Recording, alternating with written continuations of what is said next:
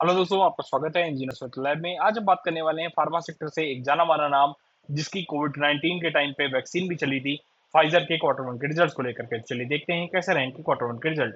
सबसे पहले अगर हम कंपनी के रेवेन्यू फ्रॉम ऑपरेशन की बात करें, जो कि 603 करोड़ के रहे, जो लास्ट क्वार्टर में 591 करोड़ के थे, लास्ट ईयर सेम क्वार्टर में 562 करोड़ के थे। तो 562 करोड़ से कंपनी की सेल बढ़ करके 603 करोड़ की हो चुकी है, जो कि तकरीबन हमको 7% से ईयर ऑन ईयर बेसिस पर बढ़ती हुई दिखाई दे रही है। अगर हम कंपनी के खर्चों की बात करें, कंपनी ने 410 करोड़ के खर्चे रिपोर्ट करें, जो लास्ट क्वार्टर में 383 करोड़ के थे, लास्ट सेम क्वार्टर में 402 करोड़ के थे। तो 402 करोड़ से कंपनी के खर्चे अब 410 करोड़ के होते हुए ईयर ऑन ईयर बेसिस पे दिखाई दे रहे हैं। इसका मेन कारण है कि कॉस्ट ऑफ मटेरियल जो 57 करोड़ से बढ़कर के 88 करोड़ की ईयर ऑन ईयर बेसिस पे हो चुकी है। अगर हम कंपनी के net profit for the year की बात करें, जो कि 191 करोड़ का रहा है, जो लास्ट क्वार्टर में 330 करोड़ का था, तो लास्ट सेम क्वार्टर में 150 करोड़ का था। तो 150 करोड़ का प्रॉफिट अब बढ़ करके 191 करोड़ का हो चुका है, जो कि तकरीबन हमको 27% से ईयर ऑन ईयर बेसिस पे बढ़ता हुआ दिखाई दे रहा है।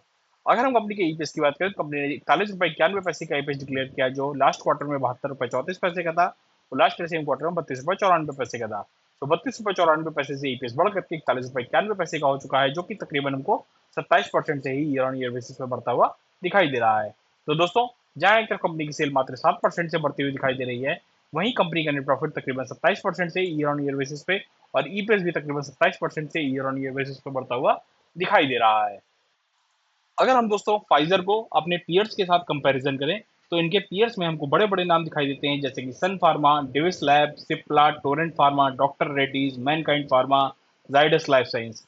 तो दोस्तों, अगर हम इसको कंपेयर करें, तो जहां इंडस्ट्री का पीई जो है वो 33.06 का है, वहीं फाइजर का पीई जो है वो 36.06 का है।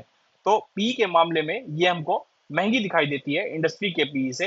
हालांकि अगर हम इसको पीयर्स के साथ देखें, तो पीयर्स में सन फार्मा का पी मात्र 34 का है, और डिविस का हालांकि 70 का पीई है, सिप्ला का 23 का पीई है, टोरेंट फार्मा का 60 का पीई है, डॉक्टर रेड्डीज का 18 का पीई है, जाइडस का 21 का पीई है। तो पी के मामले में ये डिविस लैब से सस्ती दिखाई दे रही है, हालांकि सम फार्मा से महंगी दिखाई दे रही है, सिप्ला से भी महंगी दिखाई दे रही है, टोरेंट फार्मा से भी सस्ती दिखाई दे रही है, डॉक्टर रेड्डीज से भी ये महंगी है, और मैनकाइंड फार्मा से भी ये सस्ती दिखाई दे रही है। अगर हम इसको क्वार्टरली सेल्स के मामले में कंपेयर करें, तो जहां डिविस लैब का सेल 1% का इस क्वार्टर का इस क्वार्टर की प्रॉफिट 1% का रहा है, वहीं इनका प्रॉफिट 27% का रहा है। अगर हम सेल्स के मामले में कंपेयर करें, तो इसका जो सेल्स रही है वो 7% की रही है, वहीं बाकी की कंपनीज की जैसे सन फार्मा की 9% की रही है, डिविस लैब की 13% की रही है। तो सेल्स के मामले में ये हमको थोड़ा सा पिछड़ता हुआ दिखाई दे रहा है। हालांकि प्रॉफिट के मामले में ये काफी बेहतर दिखाई दे रहा है Sun Pharma, Divi's, Cipla, Torrent Pharma से। अगर हम आरओसी की बात करें, तो कंपनी का आरओसी जो फाइजर का है वो 21.62% का है, जबकि बाकी की कंपनीज का सन फार्मा का जैसे 20 का है, डिविस का भी 20% का है, सिप्ला का हालांकि 22% का है, टोरेंट का 27% का है। तो नेक टू नेक मुकाबला है आरओसी के मामले में। अगर हम आरओई की बात करें, तो आरओई कंपनी का जो फाइजर का है वो 14 का है, हालांकि बाकियों का भी 14 के आसपास का ही दिखाई दे रहा है, जैसे कि सन फार्मा का 13 का है लगभग, डिविस का भी 13 का है, सिप्ला का 14 का है, और टोरेंट फार्मा का 13 का है। तो आरओई के मामले में ये बराबर दिखाई दे रहा है बाकी की कंपनी से भी। अगर हम आरओई की बात करें, तो आरओई में टोरेंट फार्मा का आरओई खाली फाइजर से बेहतर है, और जाइडस लाइफ साइंस का भी आरओई इससे बेहतर है। बाकी का आरओई जो है वो इसके बराबर का ही दिखाई दे रहा है, जैसे कि फाइजर का 16 का है, सन फार्मा का भी 16.8 का है, डिविस का 15.3 का है, और सिप्ला का 17.7 का है। तो आरओई के मामले में यहाँ पे मुकाबला टक्कर का दिखाई दे रहा है। अगर हम सेल्स की बात करें, तो सेल्स में फाइजर पिछड़ती हुई दिखाई दे रही है, क्योंकि इनकी लास्ट की 3 साल की जो सेल्स है वो मात्र 4.40 की है, वहीं सन फार्मा की 10% की है, डिविस की 1 की है, सिप्ला की 8% की है, टोरेंट फार्मा की 10% की है। तो सेल्स के मामले में लास्ट 3 साल की डिविस फाइजर जो है वो पिछड़ती हुई दिखाई दे रही है बाकी की कंपैरिजन में।